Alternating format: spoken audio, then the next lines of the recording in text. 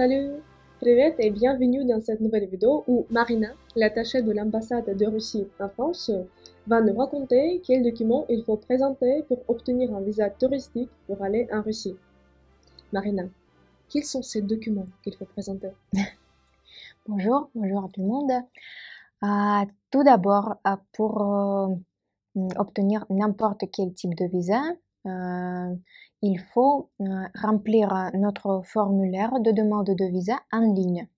C'est un formulaire sur le lien visa.cademid.ru.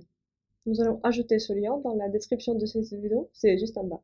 Ensuite, il faut imprimer ce formulaire, il faut le signer, il faut fixer la date et il faut coller une seule photo. Après ça, vous pouvez déposer votre dossier en personne ou vous pouvez demander n'importe qui. Sauf que votre formulaire doit être signé en personne, obligatoirement. Après le formulaire de demande de visa, un document de base est une confirmation d'accueil de touristes étrangers. C'est un document spécial établi par une organisation russe exerçant des activités de tour opérateur. C'est soit une agence touristique, soit un hôtel. Il faut avoir ce type de document, la confirmation, qui peut aussi s'appeler Visa Support. Dans cette confirmation, les dates de votre voyage doivent être indiquées strictement comme ils sont. Parce que le visa sera octroyé strictement selon cette date. En plus, les villes de votre route doivent être indiquées et selon cette confirmation, on va octroyer le visa touristique. Le document suivant, c'est votre attestation d'assurance qui doit être aussi strictement selon les dates dans la confirmation d'accueil de touristes étrangers. C'est-à-dire pour tous les jours du séjour en Russie, il faut être assuré. Oui, tout à fait. En plus, le visa touristique ne peut pas excéder 30 jours. Et en général, le visa touristique est avec une entrée. Le visa peut être avec 2 entrées uniquement si un touriste va visiter les pays limitrophes de la Russie, mais cela doit être indiqué aussi dans la confirmation d'accueil confirmée par l'agence touristique. Marina, est-ce que vous pouvez nous préciser, s'il vous plaît, qu'est-ce que signifie une seule entrée? Cela veut dire qu'un touriste peut entrer sur le territoire de la Russie, y séjourner pendant toute la durée du visa et ensuite revenir dans son pays. S'il y a 2 entrées, on peut entrer, ensuite partir et encore une fois entrer et partir. Comme ça, c'est très exhaustif. J'ai encore quelques questions. L'assurance, comment est-ce qu'on peut l'obtenir? Il y a beaucoup de variantes. Soit vous pouvez avoir cette attestation d'assurance de l'agence d'assurance en Russie, si vous voulez, mais ce n'est pas obligatoirement. Vous pouvez vous adresser à votre organisation d'assistance, si vous l'avez, ou en France,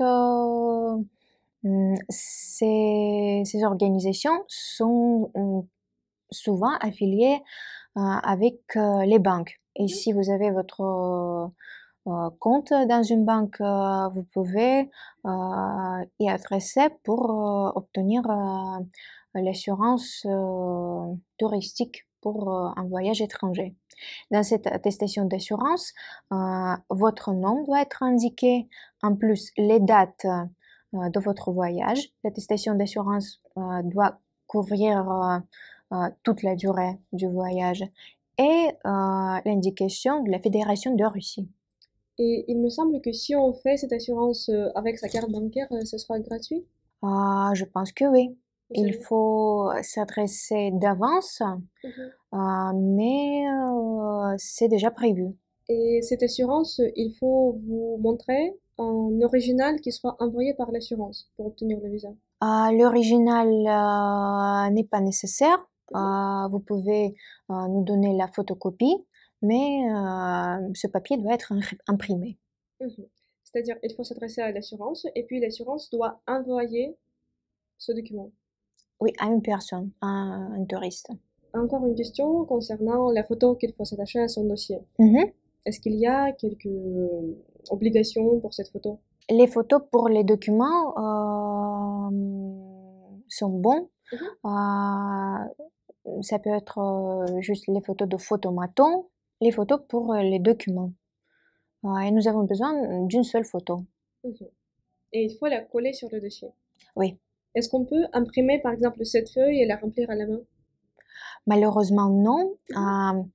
Vous remplissez ce formulaire en ligne. Mhm. Il y a des questions, vous répondez à ces questions et votre formulaire est construit automatiquement par le système électronique. Mhm.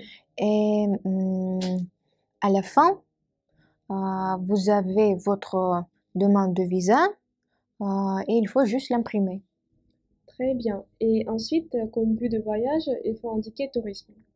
Pour un visa touristique, oui, ce sera tourisme. Certains de mes élèves m'ont raconté, par exemple, ils ont des copines en Russie Mhm. et dans le but, ils ont indiqué comme voir sa copine. Les visas, ils ont été refusés parce que dans ce cas-là, il s'agit d'un visa personnel, Un visa privé. privé. Mhm. Il existe aussi ce type de visa, mais pour l'obtenir, il faut avoir un autre document. Ce Mhm. sera une invitation des autorités russes internes qui a été demandée par votre ami d'avance. Donc, le conseil, même si vous voulez aller en Russie pour voir vos amis, vos proches, il vaut mieux indiquer le tourisme. Si vous avez les documents nécessaires de l'hôtel ou de l'agence touristique, la confirmation d'accueil de touristes étrangers.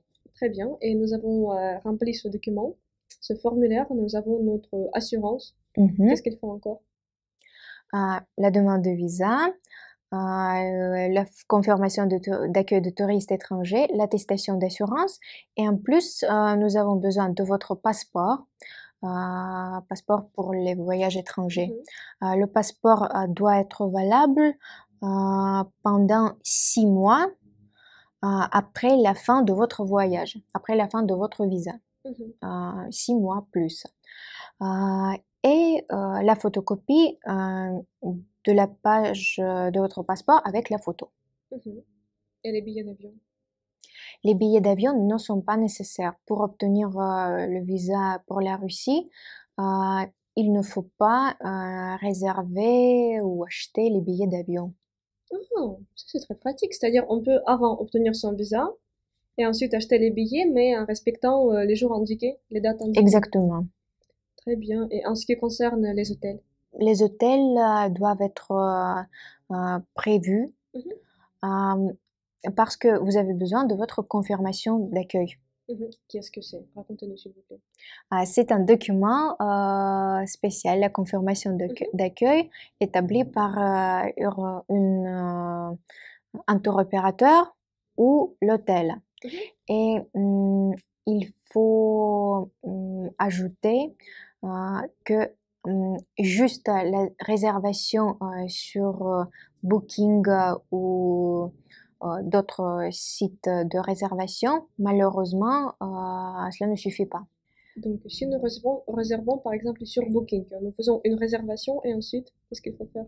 Il faut s'adresser à votre hôtel choisi directement je pense qu'il faut payer Mhm. ce séjour.